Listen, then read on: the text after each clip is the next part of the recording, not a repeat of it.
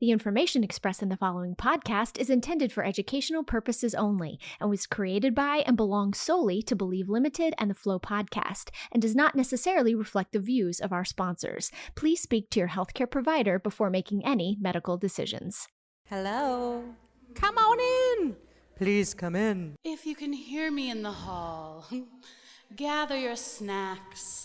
Without any further ado, I would love to introduce to you our Flow podcast hosts, Jess Richmond and Sarah Watson. Hi, everybody. Shall we? After you. Wait, your mic's not on. Hello. Hi. Closer. Hi. There. Hello. Hi. Hi. Hello. How's your flow? I'm going to ask you for real. I'm going to ask every single person, not to answer individually, but I'm actually so interested in how your flow is. It's what wakes me up in the morning. I am interested. She's not lying. I'm not She's kidding. not lying. We've built this show off of the interest of normalizing the conversation around menstruation. It's got to be normal that we talk about it because it's too often dismissed in really important rooms. Now, even if you're not actively menstruating for whatever reason, your hormones are flowing through your body. So we talk about flow as that. Yeah. A full flow, A full body full flow. A full Yes. flow. Well, we're doing this. Oh, yeah, I'm just feeling it for a moment. I'm feeling all you in the room. I'm so grateful to be here. And here's the thing, we're going to be a little Hollywood in Detroit today, whatever time it is. I don't know. I've seen mostly walls. How about you, right? In the conference environment, there's a lot of things that aren't natural, but we're going to have a really natural conversation. But first, we're going to get a little Hollywood. We're going to say we're going to record. We're going to count it down. We'll get some participant conversation going. We'll ask for some rounds of applause. Louder. A little Try louder. again. Yeah. It's good for the blood flow. Yeah, you know? let's do it.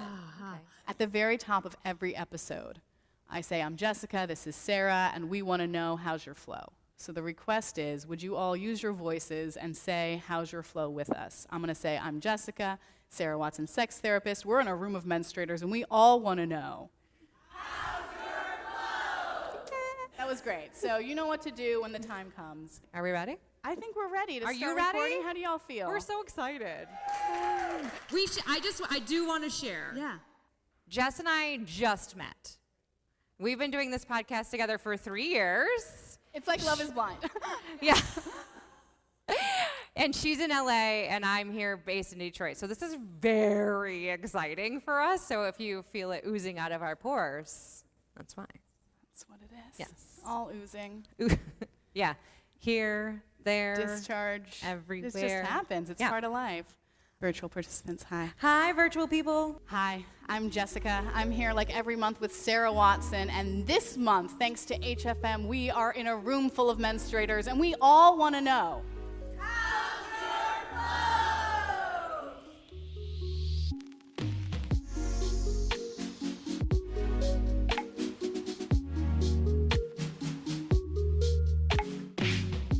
Hi, I'm Jessica. Welcome to Flow. We want to thank the Hemophilia Foundation of Michigan. Yes. What an exciting day we have. Sarah, I'm stoked. So excited. I'm premenstrual and I'm stoked. Wow. Yeah. That's rare. Thank you. Yeah.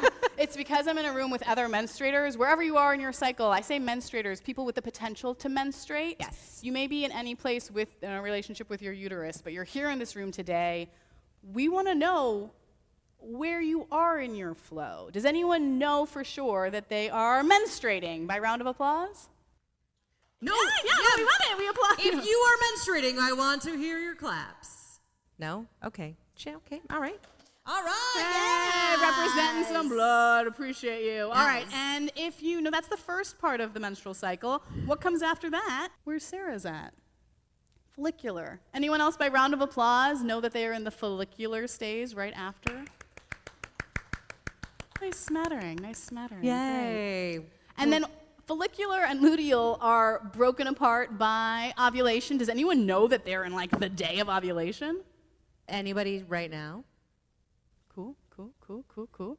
Fancy. It's sometimes if you feel it, it's like unfortunate, right? Because it hurts. Yeah. Yeah, that's all right. If you listen to the pod, you will know that when I was speaking at a conference a couple weeks ago, I ovulated while speaking. It was a present. Does that, you could like feel it happen? It was like, yeah. It was fun. More like that. Gotcha. Yeah, more like, The feels. All right, moving on in our cycle, though, right after that comes luteal. Does anyone know for sure that they're in their luteal phase? By round of applause. We need claps. Thank you. Thank you for our listeners. And after luteal comes where I'm at. Anyone else PMSing with me?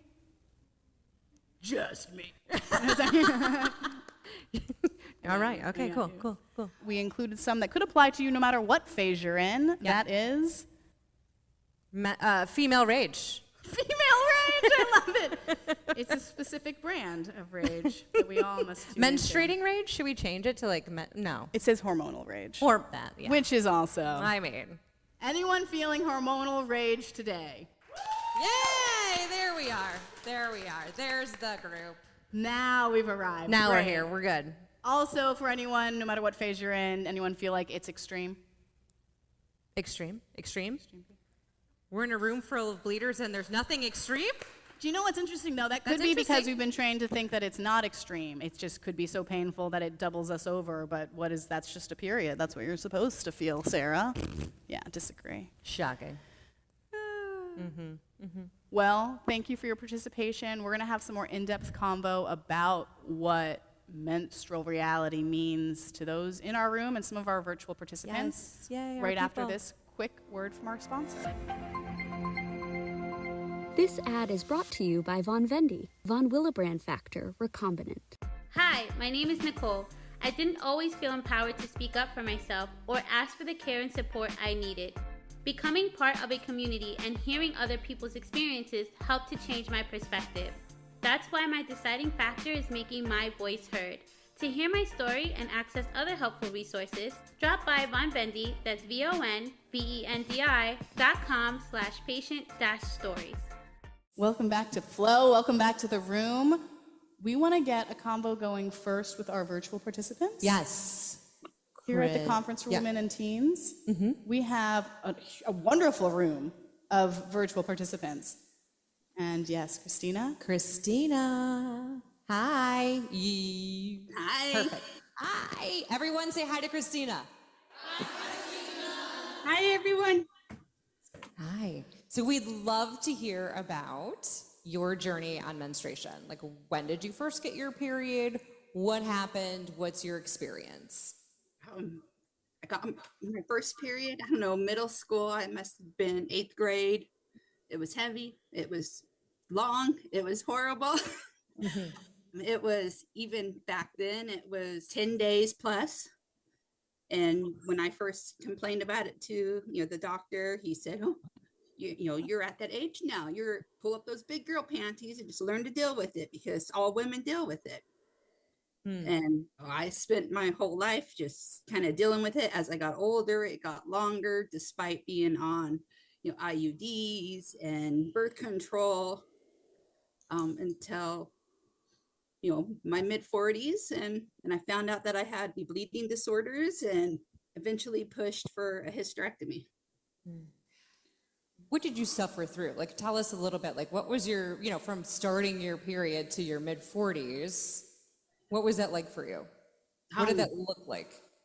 Pretty much carried around a purse full of sanitary products, doubled up protection, sweaters wrapped around my waist all the time, ruining lots of clothes, lots of pants. Yeah. Having people noticing that I had extra heavy duty protection down there. Yeah. And when did you decide that enough was enough? I mean, obviously you had physicians that were not listening, which I know most of us in this room have experienced. When were you able to kind of get that final push? I didn't really have that final push until after my diagnosis, because at that point, nobody was really listening. I had one gynecologist in my early 40s that was trying to listen. Once I started using menstrual cups, I was able to quantify it. And she said, whoa, that's way too much, way too long. Right. And, she kept doing ultrasounds, looking for reasons. She missed a lot of stuff. In addition to the bleeding disorders, endometriosis, fibroids, polyps, stage 2 CIN. Wow. which I did not find out until the hysterectomy. And some of that extreme bleeding that we got to speak to you about before we began recording included, I think you said, a 24-day menstrual time? Yeah. Which is a normal time of cycle, a full cycle, one might think. And then in between a 24-day bleeding period, you'd have a few days before another one? Yeah, it was hovering right about 17 to 24 days of nonstop bleeding. My youngest, when I got pregnant with her, they didn't even think I could get pregnant because I was bleeding so much. So they didn't even think I was ovulating. Oh, sure. Yeah. Oh. So then, the menstrual cup invention. You mentioned that changed for you, being able to track. Yeah, because I was filling up a large menstrual cup, 30 cc menstrual cup every 30 to 40 minutes. We see in the chat with virtual participants, someone's daughter just had her second period and it lasted a month. This is with a diagnosis and care. So even with diagnosis, the true management of so much blood, when you had that menstrual cup to prove it, what else did you use just to care for it as it was happening? Pads, menstrual cups. Eventually, things would get a little too tender, so I would have to move to tampons and, pads, sometimes doubled up, the heavy duty, extra big ones. Oh, yeah. Diapers, like the menstrual underwear, like the disposables. And then how did that diagnosis, and I think it was factor 8, or your children's diagnosis is what led you to diagnostic? Yeah. My oldest was actually the one who got the factor 8 diagnosis first because of unexplained bleeding. Okay. And, she has, unfortunately, she's suffering the same way as me with menstruation. I think she's on 3 months straight right now. And that is with, having the implant. But so we got the factor 8 deficiency. Our von Willebrand factor runs low. And we also have a platelet dysfunction with aggregation and adhesion. You're a bleeding disorder party. Yeah. And had you heard of any of those terms prior to initial diagnosis of your... I did hear of hemophilia because my uncle was diagnosed as a teenager. Okay. So there was some semblance of it. Yeah, sort of. Most of the family, there was a lot of negative connotations associated with the diagnosis in the family. So that's a whole nother topic. Yes. Well, as we will include in the program notes, and want to tell everyone in the room, we have a Calendly. We want to keep the convo going. If you do have more to share with us, it sounds like we could unpack quite a bit. Christina, thank you so much for being willing to share. Sharing. So much. We want to move it back into the room. Yeah, let's do it. And I know we have 2 flowsters who are going to join us on stage. We have a handheld mic. We're bounced back and forth. We do. Great. We're getting real fancy. Here we go. All right, ladies. Move on stage. Hi. Hi. Welcome to Flow. Oh, is it? Yeah, let's. Thank you. I think it's good. Yeah, Here we go. Yeah. So just to land into our flow convo, would you mind introducing yourself and if you know where you are in your cycle? Hi, I'm Erika, and I had a hysterectomy last year, so my cycle is done. Woohoo. That's okay. And? I'm Frances, and I have no idea where I am in my cycle. All right. That's all right. We love Honesty that. counts. Yes, for sure. So who shall we start with first? Who would like to talk to us about their menstrual journey? I love talking, so. Oh, yes, I know. I love that. Okay, so do we. Let's hear it. So for me, my menstrual cycle started when I was 11. I'm originally from Puerto Rico, and for people that don't know, it's kind of taboo, at least at the time, to talk about your periods, even with your parents. So my mom told me nothing, and I just woke up one day, I went to the bathroom, and I thought I was dying. And I literally had the most traumatic experience, just crying and yelling that I was dying. And then it was explained to me that I had just had my first period. Shortly after, I had a period for 2 weeks, extreme, then 1 week without it, and then it was 2 weeks again, and then 1 week without it. And we went through this for 3 months until they decided, hey, because you have a bleeding disorder, and in my case, I have factor 5 deficiency, they were like, we can't risk you continuing to bleed, so what we're gonna do is we're gonna put you on birth control, which is another cultural thing that we don't necessarily accept. Sure. But at that point, it was like, this is the only choice that we have. And so they put me on the pill, and it wasn't working. And then they put me on... When you say it wasn't working, sorry to interrupt, but what do you mean? It wasn't working like it was still extreme? Yes, I was still menstruating. Gotcha. So to the point that, you know how like they have like the sugar, Yeah. like the sugar tablets? It was as if the whole thing was sugar tablets. Like I would stop bleeding one day, then 4 days, then another, start bleeding again. Yeah, like it was bad. And so like Christina mentioned earlier, I was so used to having a jacket wrapped around me because like I was having accidents left and right. And then I remember my aunt would be so annoyed. She's like, just take jeans with you to school. And I'm like, I can't take 7 pairs of jeans. Like, just pick me up. Like, I'm embarrassed. What am I, Just pick me up. costume changes? Yeah. And so then after that, they decided to do the shot. The depot shot? The depot shot. Okay. Yes. So I was 11 when they did it. And I gained 40 pounds in 2 months. At 11. And then it was this whole journey of you have to lose weight because now you're overweight, and then me not being able to because of the shot. And then I was on the shot for years, and I didn't have any periods. Okay. But it got to the point that I kept gaining weight. And so I kept advocating for myself, and I was like, guys, I know that I need to lose weight, but this shot is not letting me. So they took me off it, but then everything started again. Ugh. And then once everything started, they were like, okay, we can't give you the pills because they don't work for you. We can't put you on the shot because then you're going to keep gaining weight. So what can we do? So then they put me on the IUD. Yes. But they didn't tell me that if you're not sexually active, they're going to break your hymen right there on the table. Oh. Yeah. Well, how old were you at? Oh, I have so many things to say. Yeah. I was 18. 18. Yeah. And what did you know this doctor? Did you have any relationship with the doctor? Pre-existing? So actually, the lady that did my insertion wasn't the OBG. She was not my usual doctor. Oh. She was just covering, and she literally was like down there. She just looked at me. I still remember this day as if it was yesterday. Sure. She literally was just looking at me, and she was like, "Oh, you're not sexually active?" And I'm like, "No." And she's like, "Take a deep breath." And I just went, "Okay." I'm not thinking anything. This is a doctor. So I'm like, okay. So I just, and then all you heard was like a pop. Oh. And then I had my first experience with like contractions and like everything. Oh, wow. So then after that, I had the IUD. Then I became sexually active. Then the IUD disappeared. I'm sorry, what? The IUD disappeared. Wait.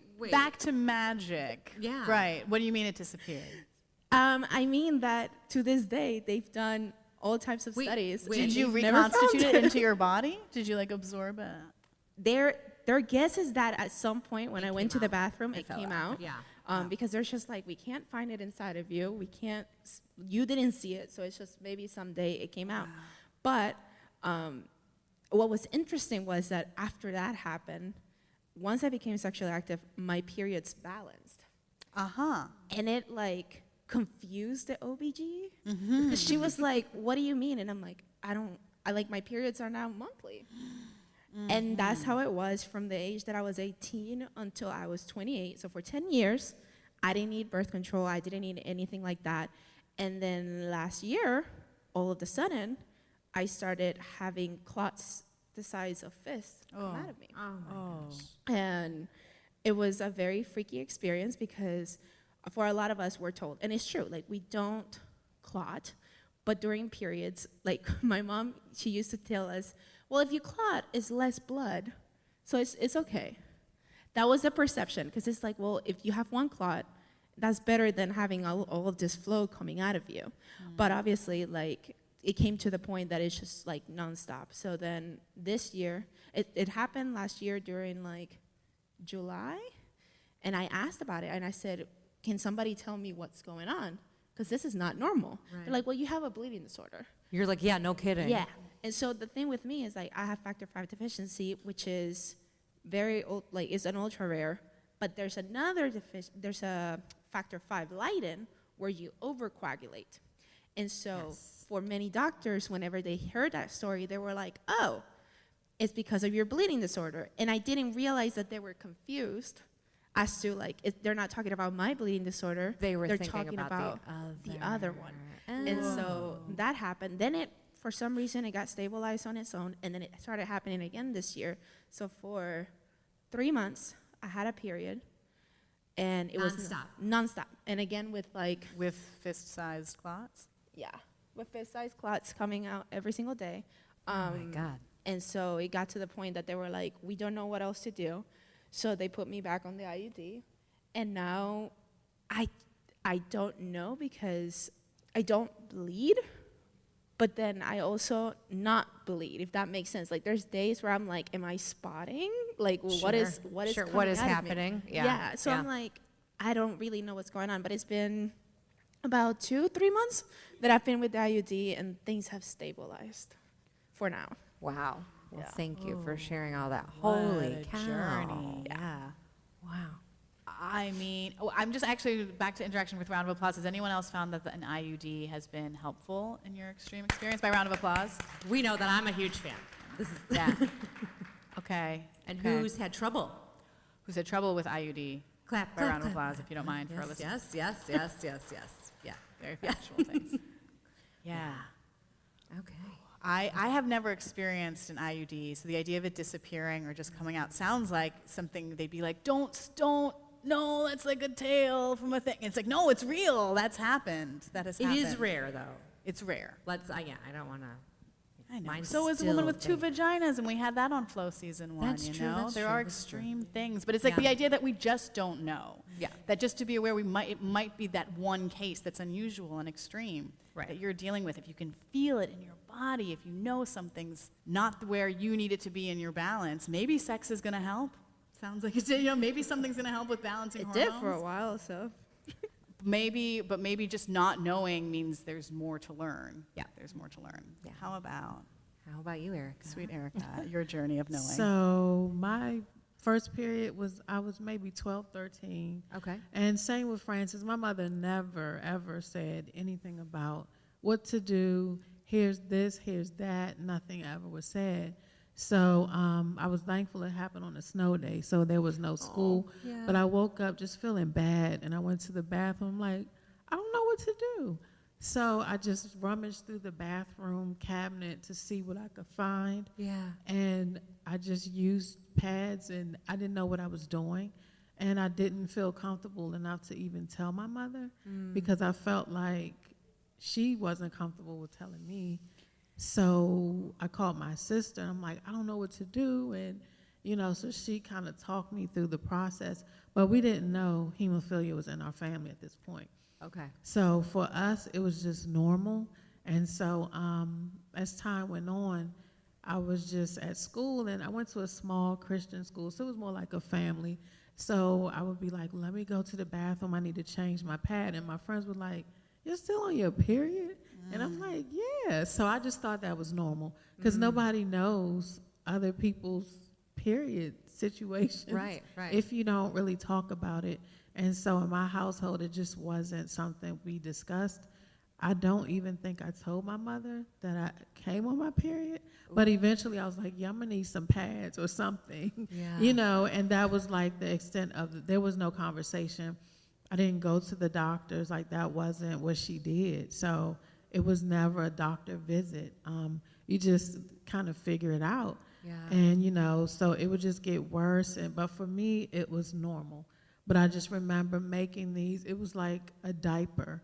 I would get 2 big, long wings. They had to have the wings. Yep. 2 of them, With put them wings. on there, and then use a tampon.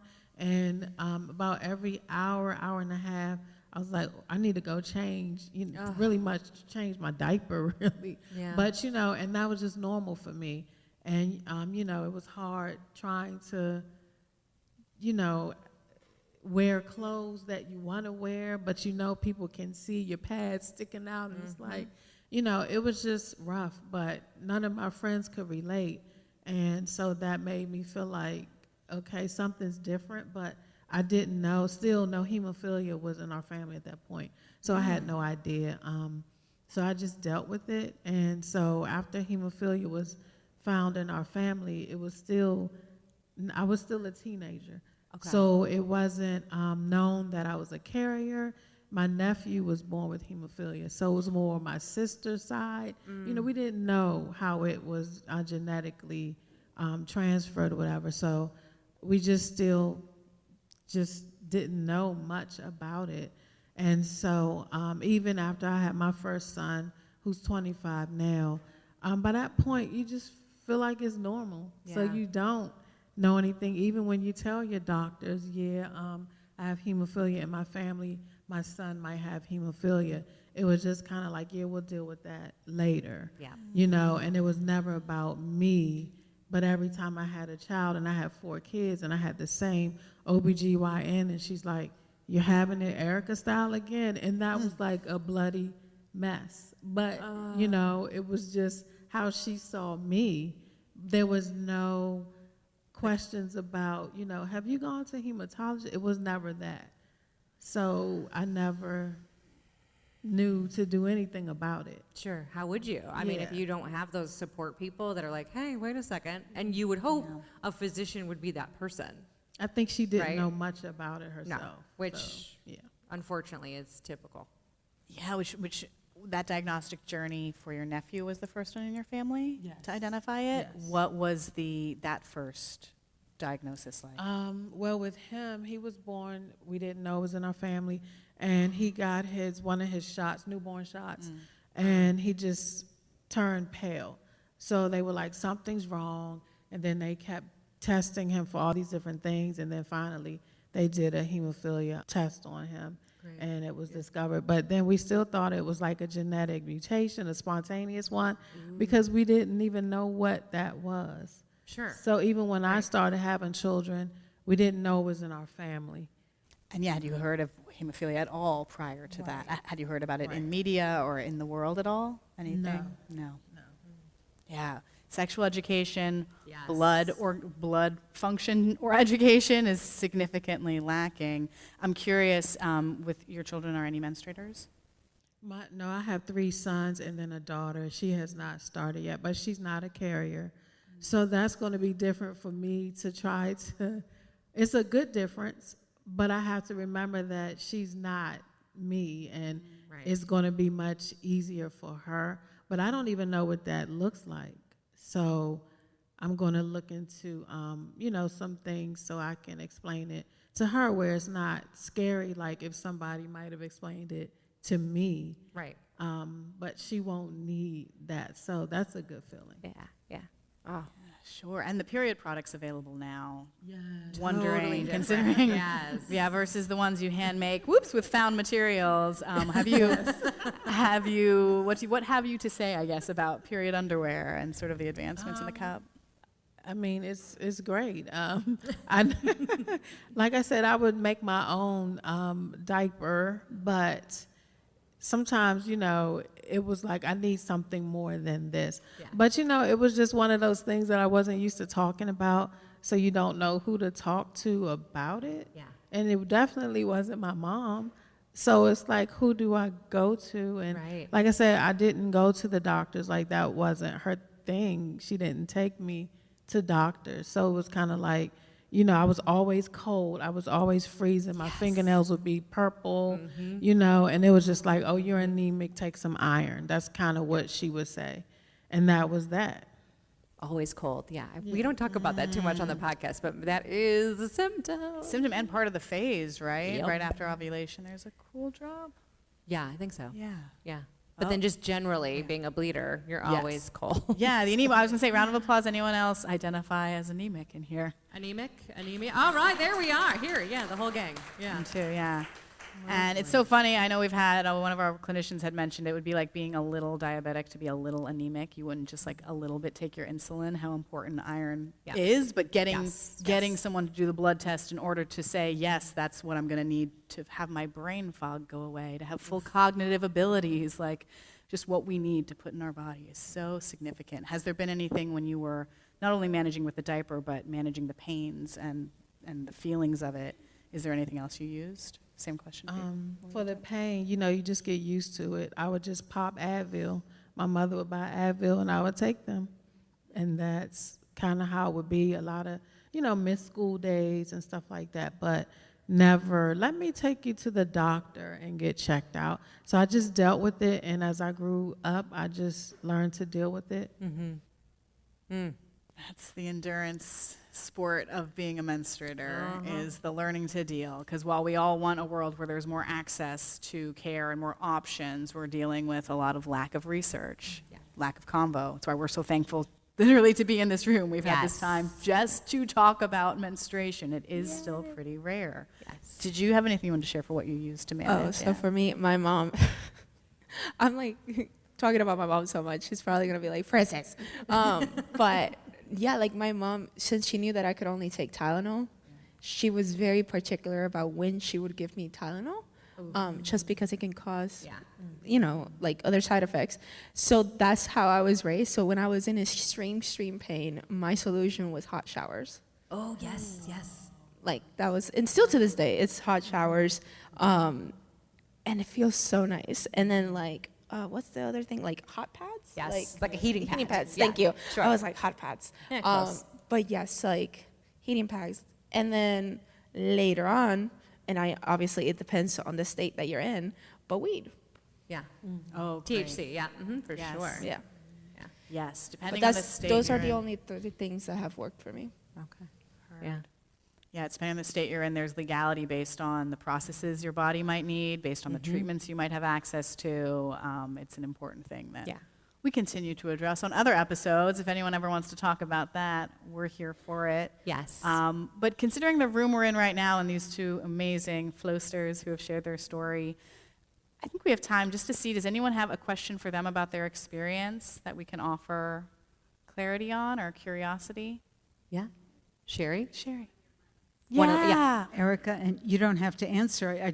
I'm curious. Did you ever get a diagnosis then of mild hemophilia or anything with hemophilia? I have not, but what I did do before I had my hysterectomy, I did advocate for myself and say, look, I know I have mild hemophilia. I need to get in to see a hematologist before my hysterectomy, and I was very happily surprised that I got no pushback. I'm so used to advocating for my kids, but it was time to advocate for myself, and it went great. That's wonderful. Yeah, that's amazing. Thank Good you. question. And I guess before all of that and your understanding of what was going on, you said that for pain you were taking Advil. And of course, we always advise men or women with hemophilia or those symptoms, don't take any of those NSAIDs or any aspirin or Advil. Yes, that was before we even knew hemophilia was in our family. But then I think that my mom, she wouldn't have even known not to give me Advil after that. But we had no clue that it was in our family yet. So you didn't find out about the uncle yet? No. Oh, okay. All right. Thank you so much, both of you, for sharing your stories. We have a comment on our Zoom. I remember keeping a stash of prescription pain meds from dental work and other surgeries for period pain. Recovery from hysterectomy was less painful, even without pain meds. So keeping a stash just in case. Has anybody else done that? I have, so. Anyone else stash their drugs? Yes. I'm not even kidding. It's important. Actually, to consider getting what you need a couple months ahead right now in the world is important, right? Yes, very much so. Anyway. We have another question. Thank you both for sharing. Erika had a very similar experience to yours with periods and not being told and I want to do better by my children as you do.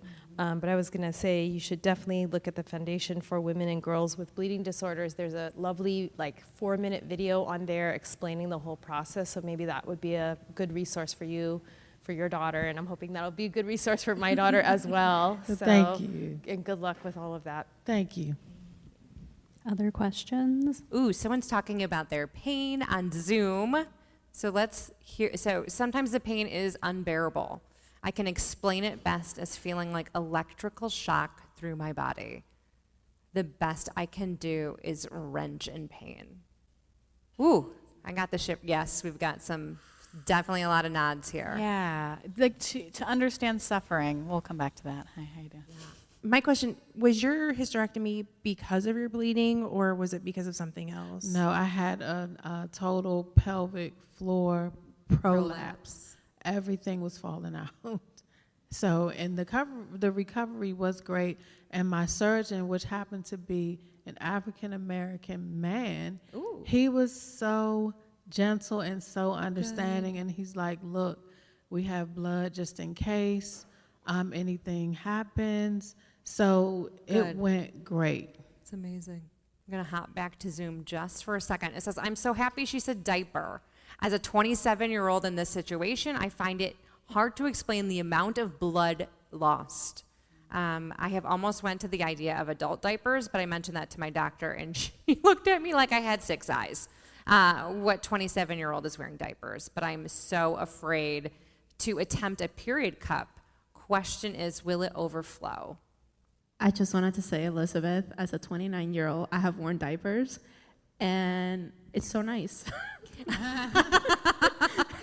It's honestly super nice. But I had the same thought of like, you were talking earlier about making your own diaper out of like a bunch of little things. I used to do that, and it was because there's that idea of like, if I'm wearing diapers, like, it might be childish, it might be dramatic. But then this past 2 years, like, I've had to wear diapers. And I'm telling you right now, it is an amazing experience. I feel like I'm a child again, but in the best way possible. So we're going to go back to our people here on Zoom. I was always ashamed. The middle school nurse, every time I showed up in her office when she bled through, shamed by my mom. Every time she had to find someone to bring me new pants, shamed by friends who asked why you couldn't handle it, shamed into thinking you were doing it all wrong because no one knew better. Most traumatizing, I can't read today, most traumatizing years of my life before I developed coping strategies on my own to deal with it. I should be able to deal with it without complaining.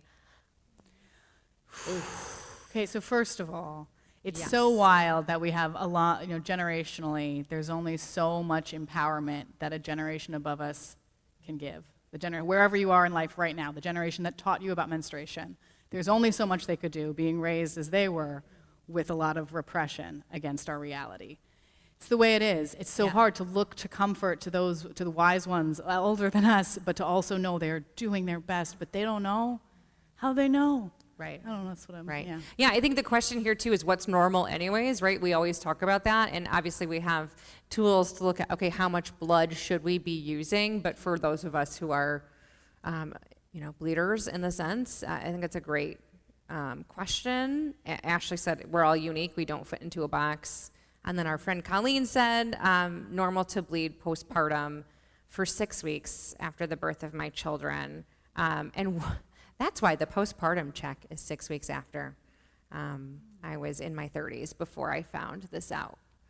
So, and one more, we're gonna go back to that because I was bleeding for 6 weeks after 2, bleeding for over 3 months.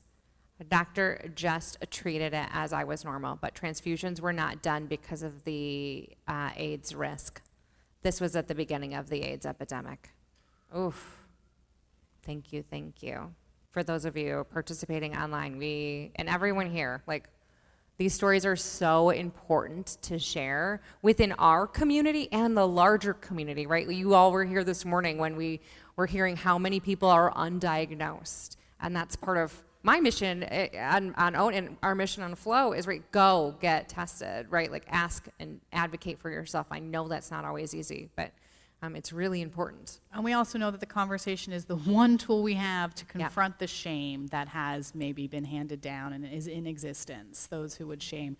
This is what we can do, is to talk about how diapers can be a blessing, is to talk about things that are suggested that we should be not wanting to. This is what I don't have that in me. I don't have it in me. I want your TMI. I want to know how your flow is so bad, but I appreciate that this world has maybe given a lot of impression that to talk about it, to deal with it, to actually address the pain and the suffering, that just has to be endured. Just has to be endured. To at least trade notes then on how we're enduring it, to at least have the conversation going so we're not isolated in that experience is why we're here. That's why we're here. Absolutely. Yeah. Absolutely.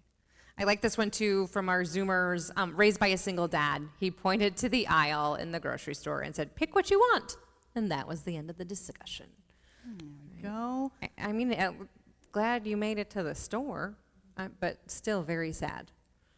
Yeah, well, again, and so men and menstruation. You know, you talked about a male doctor that was very supportive, which is important to point out because there's also a lot of unaware female people who could be just like men. Some men will be there to support and be allies, but it is even more, there would be no men without menstruation. Yes. Exactly.